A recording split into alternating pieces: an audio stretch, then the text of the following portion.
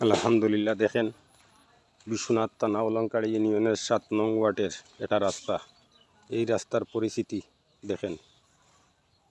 যদি এমন কোনো দয়াবান রাজনীতিবিদ কেউ সামনে পড়ে তাহলে এই রাস্তাটার জন্য একটু খেয়াল রাখবেন, যাতে এই রাস্তাটা তাড়াতাড়ি হতে পারে। দেখেন রাস্তার পরিস্থিতি, রাস্তা বেশি নয়, ১.৫ কিলো রাস্তা এইরকম খাসা, কিন্তু এই ২.৫ কিলো রাস্তা যদি আমরা হয়ে যায়, কিন্তু অনেক মানুষ নমাজে যাইতে পারে ভালো অবস্থায়, কিন্তু কেউ নমাজে যাইতে পারে না।